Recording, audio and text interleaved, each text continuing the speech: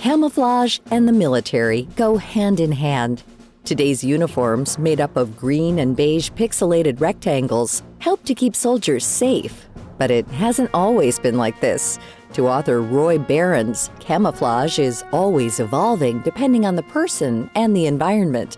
Yet in every case, the core relationship between the disguise and the viewer is the same. Camouflage is always a kind of partnership. It's a back and forth between vision, the person who is looking, and then the thing, the appearance of what they're looking at. Barron's has studied and written about camouflage since 1969 and has a background in graphic design. Artists like him play a big role in the niche industry, and it was actually artists who introduced it to militaries in the first place. These creatives drew inspiration from nature, where animals and insects camouflage themselves to stay alive. Some owls have fur that blends in with tree bark, and Arctic hares' coats turn white so they can hide in the snow.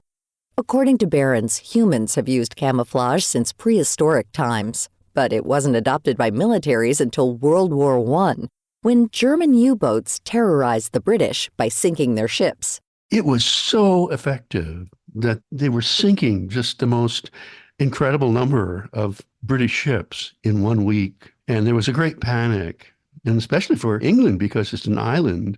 And so if they don't grow their own food, then, or if they don't get shipments from other countries, they're really in trouble. And things were not looking good for them in terms of winning the war.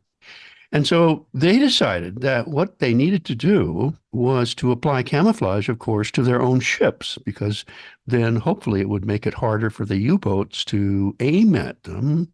The British needed camouflage to hide, but there was an issue. How do you blend in with the ever-changing shades of the ocean? Enter Norman Wilkinson, an artist who proposed painting the ships not to make them hard to see, but hard to hit. Hey, it's Kaylee Cuoco for Priceline. Ready to go to your happy place for a happy price? Well, why didn't you say so? Just download the Priceline app right now and save up to 60% on hotels. So whether it's Cousin Kevin's Kazoo Concert in Kansas City, go Kevin, or Becky's Bachelorette Bash in Bermuda, you never have to miss a trip ever again. So download the Priceline app today. Your savings are waiting. Go to your happy place for a happy price. Go to your happy price, Priceline. What happened is that they discovered that if they could make the painting, if they could paint the surface of these British ships with confusing patterns, so that from a distance, and you have to realize this is from a couple of miles away, and they're looking through a periscope, and the water is maybe pretty turbulent, and maybe the wind is blowing, maybe a lot of waves, maybe the moisture is fogging up the periscope. Somehow they have to decide exactly where is that British ship located and which direction exactly is it headed? And then finally, what speed is it going at? And if they can't determine those three factors, then the U-boats are going to have great difficulty in firing a torpedo accurately. The British military adapted the idea. In 1917, they painted their ships with Wilkinson's abstract designs and colors. They called it dazzle camouflage, and no two patterns were the same. It was difficult for the British Navy to accept the strategy because they had been painting all of their ships a sort of battleship gray, a nondescript gray, and they thought that that was the best camouflage for ships.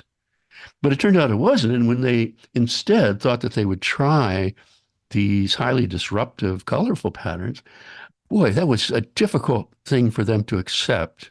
While it kept troops better hidden, these new abstract designs were a far cry from the spit and polish standards of the military. Gray and black ships were replaced with bright colors and abstract patterns. The public loved it.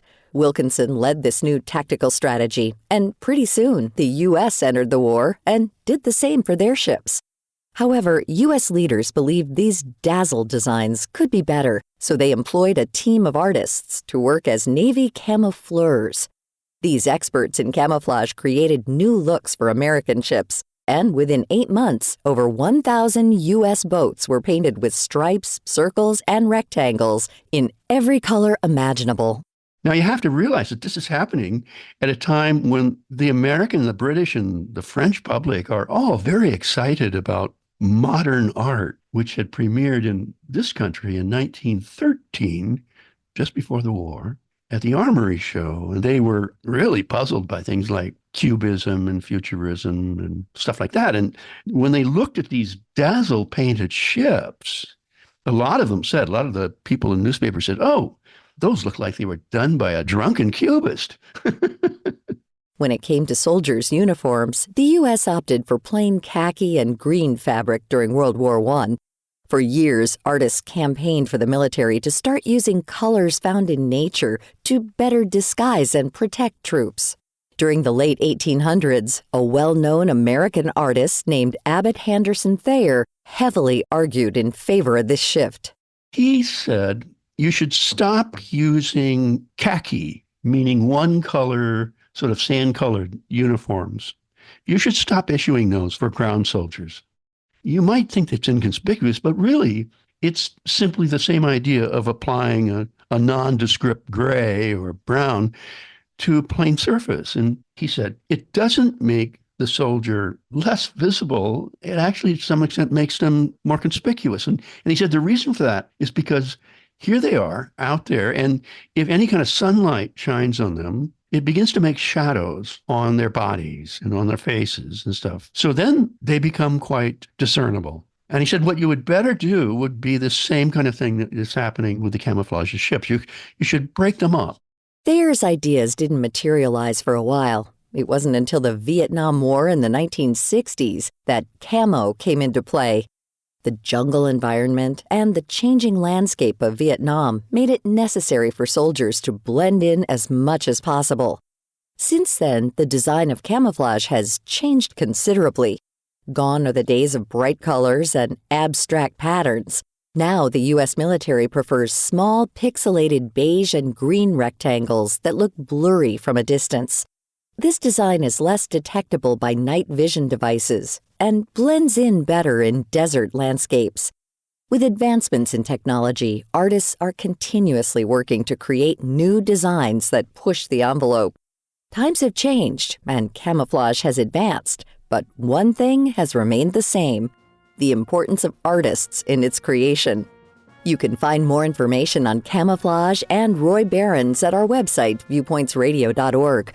Follow Viewpoints Radio on Instagram, X, and Facebook.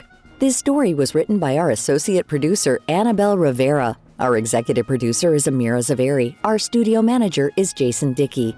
I'm Marty Peterson. This segment was brought to you by McDonald's. The new $5 meal deal at McDonald's gets you a McDouble or a McChicken, plus a small fry and drink and a 4-piece McNuggets. $5 just got a glow up. Prices and participation may vary, for a limited time only.